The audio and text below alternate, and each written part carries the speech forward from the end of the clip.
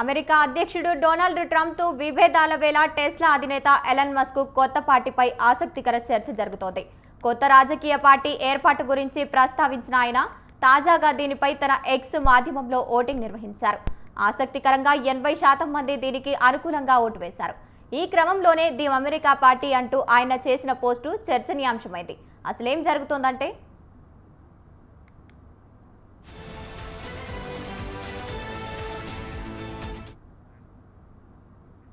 ట్రంప్నకు వ్యతిరేకంగా పోస్టులు చేస్తున్న మస్క్ 80% అమెరికన్లను ప్రాతినిధ్యం వహించేలా కొత్త పార్టీ స్థాపించడానికి ఇది తగిన సమయం అంటూ తన 22 కోట్ల ఫాలోవర్లకు ఎక్స్లో ప్రశ్నించారు.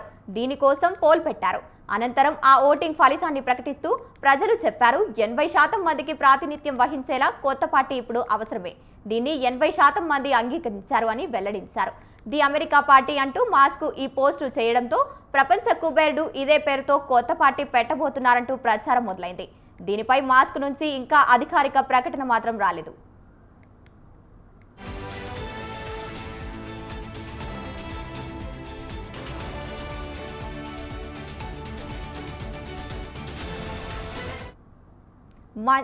మంచి మిత్రులుగా ఉన్న ట్రంప్ మస్క్ మధ్య విభేదాలు తారాస్థాయికి చేరాయి.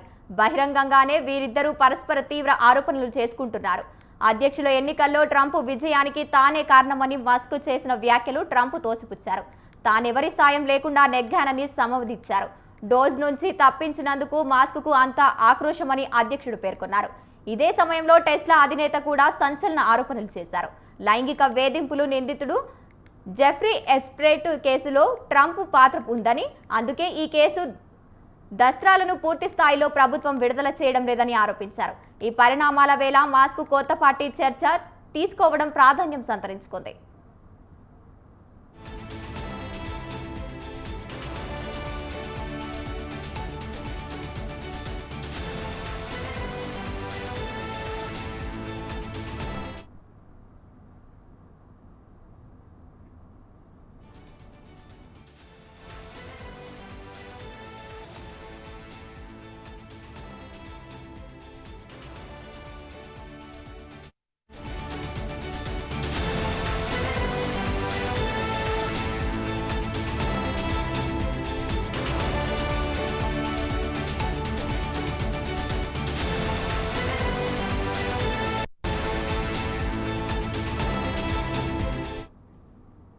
అమెరికా అధ్యక్షుడు డొనాల్డ్ ట్రంప్ అపర కుబేరుడు ఎలన్ మస్క్ మధ్య వైరం ఇప్పుడు ప్రపంచవ్యాప్తంగా చర్చనీయాంశంగా మారింది. వీరిద్దరి మధ్య సామాజిక మాధ్యమాల వేదిక సాగిన మాటల యుద్ధం ప్రకంపనలు సృష్టిస్తోంది.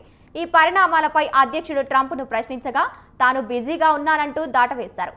అంతేకాదు, మాస్క్ గురించి తాను ఆలోచించడం లేదన్నారు.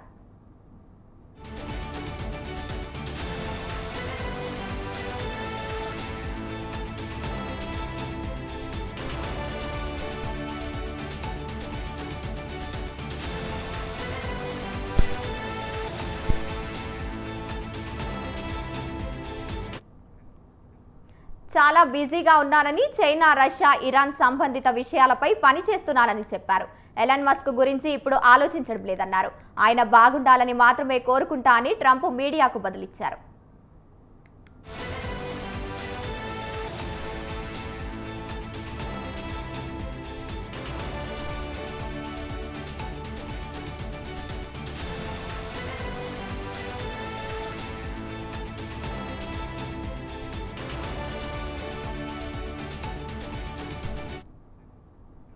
మే నెలలో తీసుకొచ్చిన రిపబ్లికన్ ట్యాక్స్ బిల్లును మాస్క్ వ్యతిరేకించడం ట్రంప్తో దూరం పెరిగింది. ఒకరిపై ఒకరు తీవ్ర స్థాయిలో ఆరోపణలు చేసుకుంటున్నారు. ఈ క్రమంలో మాస్క్ కొత్త రాజకీయ పార్టీ ఏర్పాటు గురించి ప్రస్తావించారు. 80% అమెరికన్లు ప్రాతినిధ్యం వహించేలా కొత్త పార్టీ స్థాపించడానికి ఇది తగిన సమయం అంటూ ఎక్స్లో తన ఫాలోవర్లను ప్రశ్నించారు. ఇక ట్రంప్నకు అత్యంత సన్నిహితుడు, గతంలో శ్వేతసౌధం సలహాదారులు పనిచేసిన స్టీవ్ బెనాను మాస్క్ను ఓ అక్రమ వలసదారులు పేర్కొన్నారు. వెంటనే ఆయన్ను దేశం నుంచి బహిష్కరించాలని డిమాండ్ చేశారు. స్పేస్ ఎక్స్ సంస్థ సీజ్ చేయాలని అమెరికా ప్రభుత్వానికి విజ్ఞప్తి చేశారు.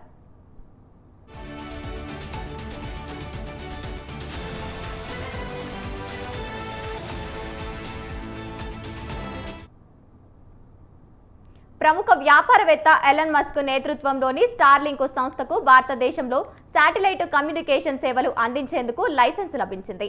ఈ పరిణామంతో దేశంలో స్టార్లింక్ సేవలు ప్రారంభించేందుకు ఉన్న కీలక అడ్డంకి తొలగిపోయింది. రాబోయే 15 నుంచి 20 రోజుల్లో స్టార్లింక్కు ట్రయల్ స్ట్రక్చర్ కూడా కేటాయించనున్నట్లు తెలుస్తోంది. ముఖ్యంగా మారుమూల ప్రాంతాలకు హైస్పీడ్ ఇంటర్నెట్ సేవలు అందించడమే లక్ష్యంగా స్టార్లింక్ భారత్లోకి ప్రవేశిస్తోంది.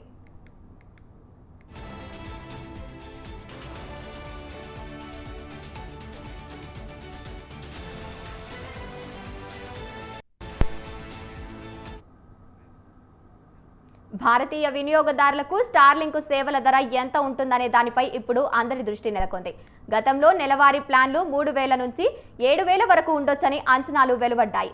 ఇటీవల ఒక ప్రముఖ ఆంగ్ల దినపత్రిక కథనం ప్రకారం స్టార్లింక్ ప్రచార ఆఫర్గా నెలకు దాదాపు 850 లోపు ధరలో అపరిమితమైన డేటా ప్లాన్లు పరిమితం చేసే అవకాశం ఉంది. ఒకవేళ 1000 లోపు ధరకే సేవలు అందుబాటులోకి వస్తే స్టార్లింక్ ఊహించిన దానికంటే చాలా తక్కువ ధరకే లభిస్తున్నట్లు అవుతోంది.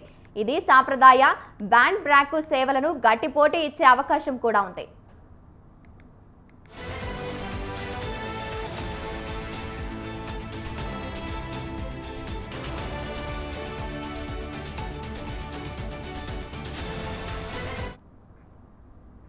నెలవారీ ప్లాన్ ధర ఇలా ఉన్నప్పటికీ వినియోగదారులు స్టార్లింక్ సేవలు పొందాలంటే ప్రత్యేకంగా హార్డ్వేర్ కిట్ను కొనుగోలు చేయాల్సి ఉంటుంది.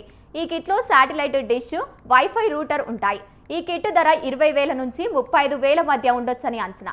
అయితే ఈ ధరపై కంపెనీ ఇంకా అధికారికంగా ఎలాంటి ప్రకటన చేయలేదు. సేవలు పొందాలనుకునే వారు ఒకేసారి ఈ మొత్తాన్ని చెల్లించాల్సి ఉంటుంది.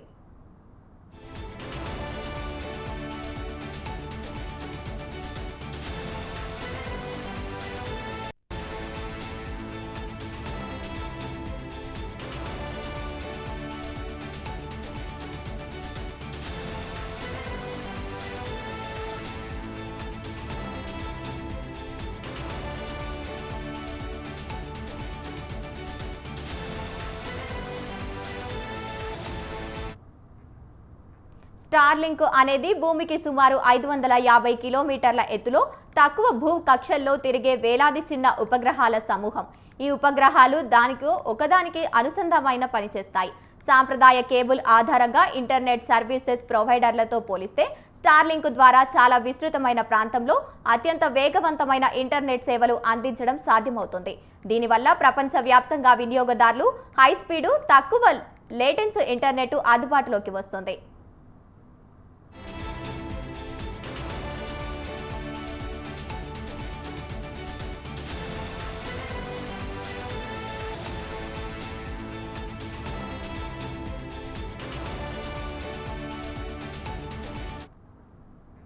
లేటెన్సీ అంటే ఒక నెట్వర్క్లో డేటా ఒక చోటు నుంచి మరొక చోటుకి ప్రయాణించడం పట్టే సమయం. ఉదాహరణకు మనం ఒక లింకుపై క్లిక్ చేసినప్పుడు వెబ్ పేజీ ఓపెన్ అవ్వడానికి మధ్య ఉండే ఆలస్యాన్నే లేటెన్సీ అంటారు. కేబుల్ ఆధారంగా బ్రాండ్ సేవల కంటే శాటిలైట్ ఇంటర్నెట్కు కొన్ని తక్షణ ప్రయోజనాలున్నాయి. ముఖ్యంగా భౌగోళిక, భూస్వరూపపరమైన సవాళ్లను ఇది అధిగమిస్తుంది. సాంప్రదాయ ఇంటర్నెట్ కోసం డేటా కేబుల్లు వెళ్ళగలిగే మార్గాలు అవసరం. మరమ్మతుల నిర్వహణ పనులకు కూడా ఆ ప్రాంతాలు సులభంగా అందుబాటులో ఉండాలి. కానీ స్టార్లింక్ విషయంలో వినియోగదారులు టెర్మినల్ ఆకాశం స్పష్టంగా కనిపిస్తే చాలు, ఇంటర్నెట్ యాక్సెస్ లభిస్తుంది. దీనివల్ల మారుమూల ప్రాంతాల్లో కూడా స్థిరమైన హైస్పీడ్ ఇంటర్నెట్ పొందవచ్చు.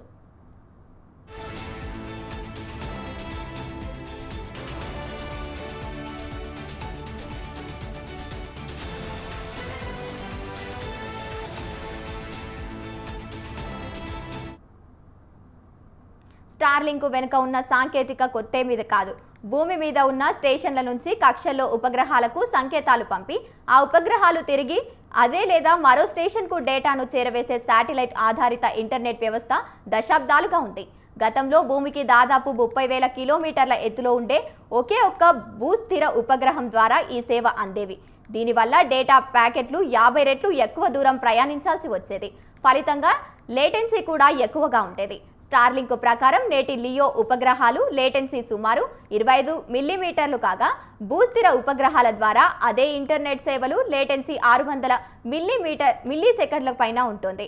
వేలాది చిన్న ఉపగ్రహాలు తక్కువ కక్షల్లో ప్రవేశపెట్టడం ద్వారా స్టార్లింక్ ఈ పాత పద్ధతికే కొత్త వేగాన్ని ఇచ్చింది. స్టార్లింక్కు మాతృ సంస్థ అయిన స్పేస్ ఎక్స్ భవిష్యత్తులో 42,000 పైగా టాబ్లెట్ పరిమాణంలో ఉండే ఉపగ్రహాలను తక్కువ భూకక్షల్లో ఉంచాలా, ప్రపంచవ్యాప్తంగా అత్యంత మారుమూల ప్రాంతాలు, విపత్తులకు గురయ్యే ప్రదేశాలకు కూడా తమ సేవలను విస్తరించాలా అనే లక్ష్యంగా పెట్టుబడులు తెలిసింది.